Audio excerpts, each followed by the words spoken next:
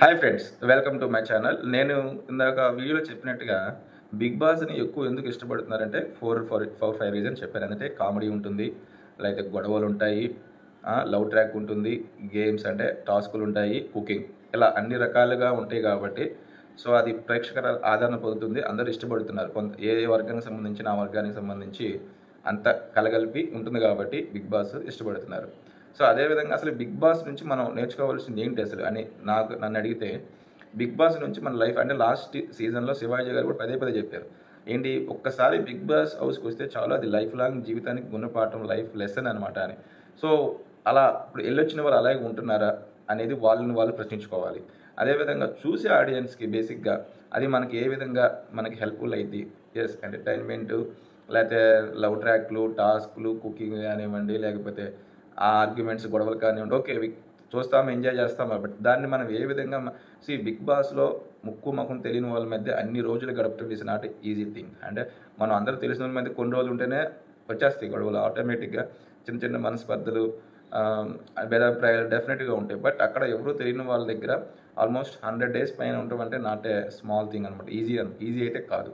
So అలాంటి situation నుంచి so అది ఏంటంటే లైఫ్ సర్వైవల్, ఒక నథింగ్ బట్ అక్కడ మనం సర్వైవ్ అవ్వాలి, ముందుకెళ్ళాలి, గేమ్ ఆడాలి, అన్నీ అందరినీ మెప్పించే విధంగా. అంటే 100% ఎవరు సాటిస్ఫై చేయలేరు, బట్ అక్కడ సర్వైవ్ అవ్వాలి, ఆ గేమ్ని గెలవాలి అనే థాట్లో ముందుకెళ్తారు కాబట్టి అది మనం మోటివ్గా తీసుకోవాలి. అంటే మన నిజ జీవితంలో కూడా ఎన్నో సమస్యలు వస్తాయి. ఇప్పుడు లెగిసిన కానీ ప్రతిదీ ఏదో ఒక సమస్య.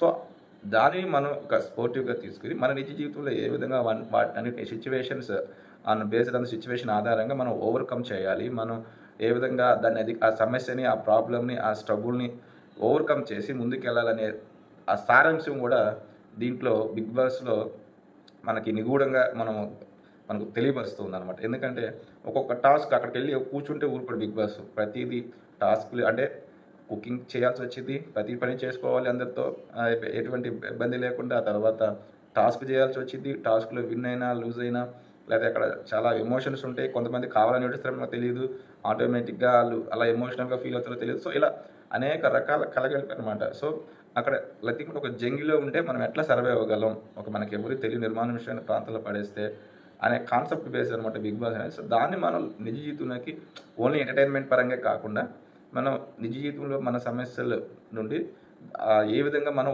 అది చూసి నేర్చుకుని ఓవర్కమ్ అవ్వగలిగేది అంటే మన జీవితంలో కూడా ఇంప్లిమెంట్ చేసుకోవచ్చు.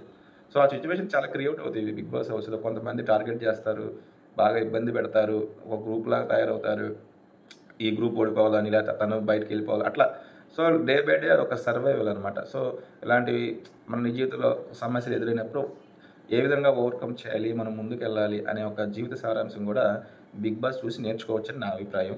సో మీరు దీంతో మీ అభిప్రాయం కూడా తెలియచేయండి కామెంట్ రూపంలో.